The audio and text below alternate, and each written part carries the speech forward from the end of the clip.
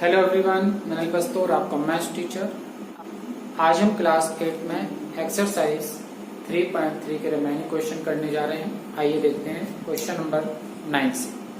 Question number 8 तक complete कर लिया, तो क्वेश्चन नंबर 9 में दिया गया है कि एक्स की वैल्यू फाइंड आउट कीजिए जबकि आर आई एस के एक समांतर चतुर्भुज है और सी एल यू ई भी एक समांतर चतुर्भुज है।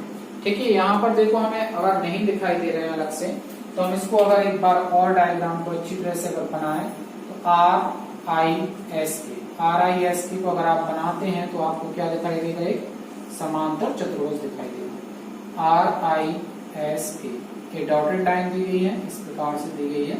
ठीक है, उससे कोई फर्क नहीं पड़ता है। तो आपको पता है कितना है आपके पास 120, तो ये आपको निकाल लेना है। इन दोनों का योगफल कितना होता है, क्रमागत कोणों का योगफल कितना होता है, 180 अंश होता है। तो हम एस का मान निकाल लेंगे यहाँ से, एस हमारे पास कितना आ रहा है। तो हम लिखेंगे चतुर्भुज आर आई एस के में क्या लिखेंगे, एंगल के plus angle S is equal to कितना होता है 180। सम्मुख कोणों का आसन्न कोणों का योग, क्या लिख देंगे आप, आसन्न कोणों का योग। हम यहाँ पर लिख देंगे आसन्न कोणों का योग। तो देखिए के का मान कितना है 120 डिग्री, चित्र में दिख रहा है, प्लस एस प्लस के इक्वल टू 180 डिग्री। के का मान 120 डिग्री, एस की वैल्यू को हम एस लिख दिया एंगल एस और इक्वल टू 180 डिग्री। ट्रांसपोज कर दीजिए, एंगल एस इक्वल टू लिखेंगे 180 डिग्री माइनस 120 डिग्री। तो एंगल एस इक्वल टू कितना आ गया हमारे पास 60 डिग्री।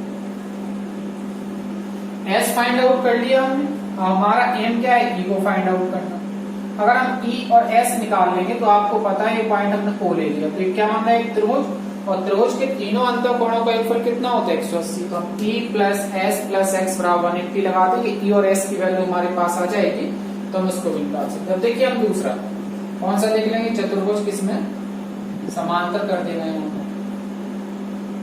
समांतर चतुर्भुज यहां भी लिख लेते हैं, समांतर चतुर्भुज क्या है, सी एल यू ई में सी एल यू ई का हम चित्र यहां पर बना लेते हैं। देख लीजिए सी एल यू ई कैसे बनेगा आपका,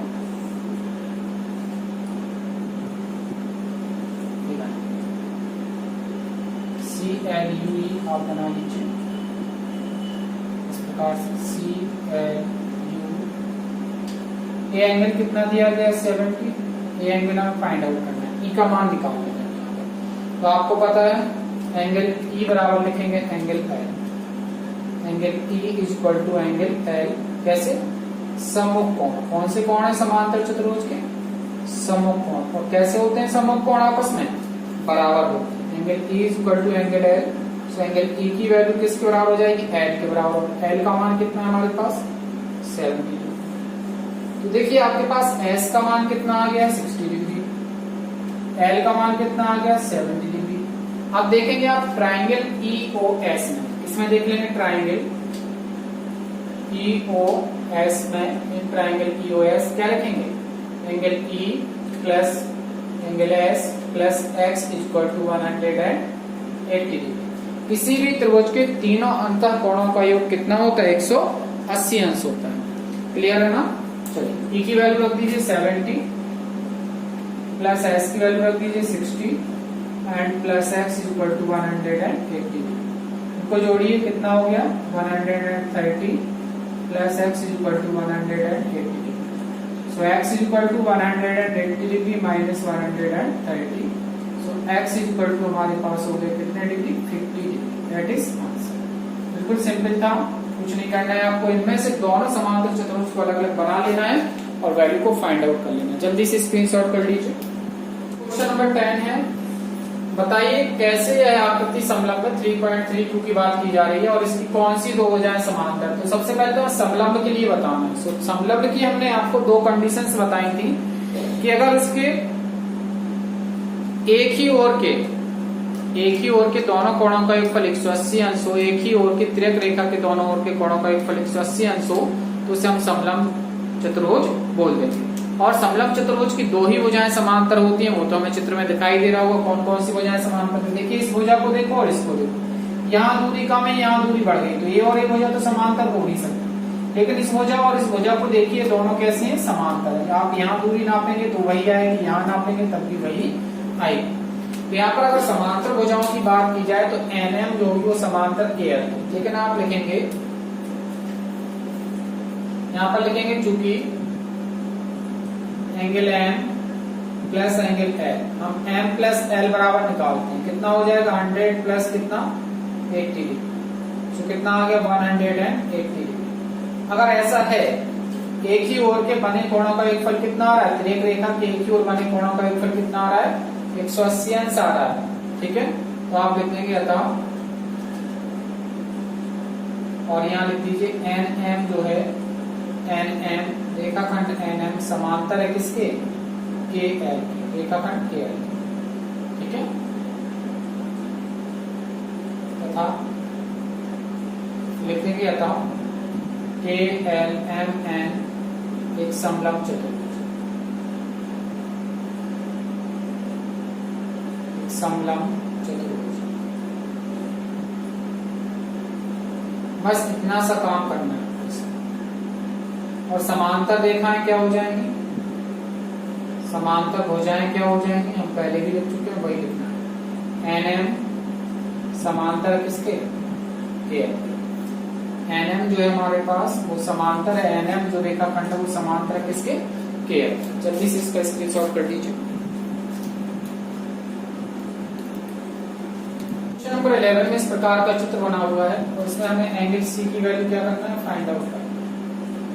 ठीक है, एंड गिवन है आपको, यहाँ पर गिवन है इसमें कि AB जो है बुक में छपा हुआ नहीं है, AB समांतर है BC। ठीक है, ये दोनों भुजाएं समांतर है, तो वी नो दैट, हम जानते हैं अगर ऐसा है जो दो भुजाएं समांतर हो और एक तिर्यक रेखा उनको काट रही हो तो उनके दोनों क्रमागत कोणों का योगफल कितना होता है 180। तो हम लिख देंगे angle B plus angle C is equal to 180 degree. B की वैल्यू लिख दीजिए 120 degree plus angle C is equal to 180 degree. So angle C is equal to 180 degree minus 120 degree, so C is equal to 60 degree. कितनी आ गई C की value 60 degree. अगर ये दोनों भुजाएं समांतर हैं तो आप इन दोनों कोणों का योगफल भी 180 अंश होता है और इन दोनों कोणों का योगफल भी 180 अंश होता है। दो समांतर भुजाओं को जो एक तिर्यक रेखा काटे उसके एक ही ओर बने कोणों का योगफल एक ही ओर, ये रेखा है इसके एक ही ओर इस तरफ और दूसरा ओर बाहर की तरफ बना हुआ है। ठीक है, तो एक ही ओर मींस अंदर की तरफ बने हुए दोनों कोणों का योगफल कितना होना चाहिए 180 अंश। तो B प्लस C का मान 180 अंश होता है, ये आप जान लीजिए, रूल है आपका, नियम है। तो 120 plus C equal to 180, C equal to 180 minus 120 equal to 60 degree. जल्दी से नोट करिएगा, स्क्रीनशॉट कर लीजिए।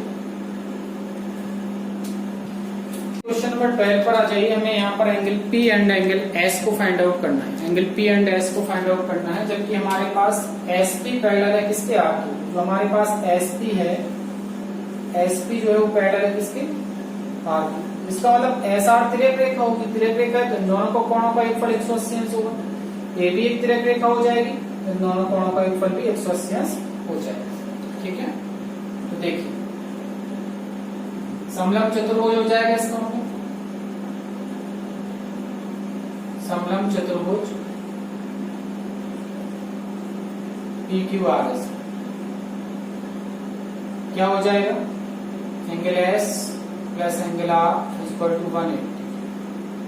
समलंब चतुर्भुज में दो समांतर रेखाएं हैं। समलंब चतुर्भुज में जो दो भुजाएं समांतर होती हैं, जब उनको एक तिर्यक रेखा क्रॉस करती है, तिर्यक रेखा हो गई, तो इसके एक ही ओर बने दोनों कोणों का योगफल कितना होता है 180 डिग्री होता है। तो हम लिखेंगे समलंब चतुर्भुज PQRS में angle S plus angle R, angle S plus angle R, क्योंकि ये दोनों समांतर हैं तो त्रियक रेखा SR हो जाएगी।